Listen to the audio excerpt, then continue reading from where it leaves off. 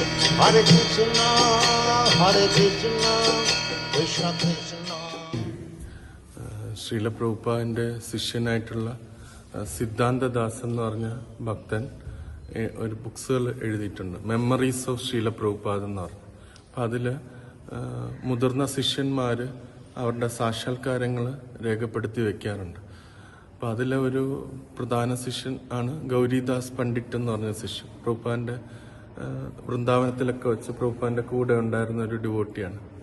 അപ്പം അദ്ദേഹം തൻ്റെ ഒരു സാക്ഷാത്കാരം അതിനകത്ത് പറയുന്നുണ്ട്. അദ്ദേഹം പറയുന്നത്, ഒരു വേളയിൽ പ്രഭുപാദ് വൈകുന്നേരം ക്ലാസ് കൊടുക്കാറുണ്ട്.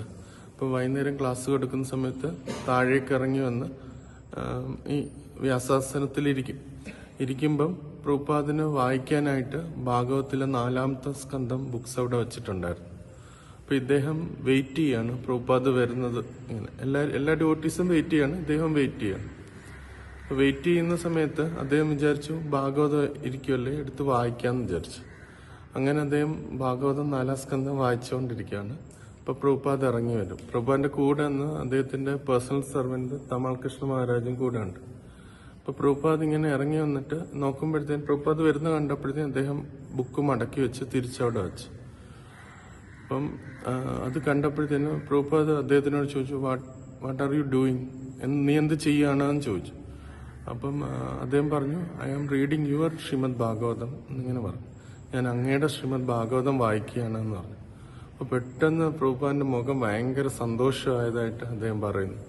ഭയങ്കര സന്തോഷമായിട്ട് അദ്ദേഹം ഇങ്ങനെ തിരിഞ്ഞ് തമാൽ കൃഷ്ണ മഹാരാജനെ നോക്കി പറഞ്ഞു, ഇവൻ ചെയ്യുന്ന വളരെ നല്ല കാര്യമാണ് എന്ന് പറഞ്ഞിട്ട് അദ്ദേഹത്തിന്റെ എന്ത് സ്പെയർ ടൈം ഉണ്ടെങ്കിലും അവൻ ഭാഗവതം വായിക്കാനായിട്ട് ശ്രമിക്കുന്നു എന്നിങ്ങനെ പറഞ്ഞു. അപ്പോൾ അത് അങ്ങനെ കഴിഞ്ഞു.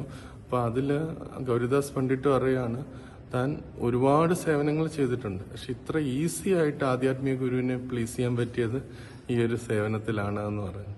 അപ്പം അദ്ദേഹം തന്റെ സാക്ഷാത്കാരം പറയുകയാണ്, നമ്മുടെ സ്പെയർ ടൈമും ഈശ്വരന് വേണ്ടി ഉപയോഗിക്കുന്നത് കണ്ടാൽ ഏതെങ്കിലും രീതിയിൽ ഭാഗവതം വായിക്കുക, അങ്ങനെ അത് കണ്ടു കഴിഞ്ഞാൽ ആധ്യാത്മിക ഗുരുവിന് വളരെ സന്തോഷമാവും. നമ്മൾ സ്പിരിച്വലി അഡ്വാൻസ് ചെയ്യുന്നു എന്ന് അവർക്ക് മനസ്സിലാവുമ്പോൾ അവർക്ക് ഒരുപാട് സന്തോഷമാവുമെന്ന് അതെങ്ങനെ പറയുന്നു.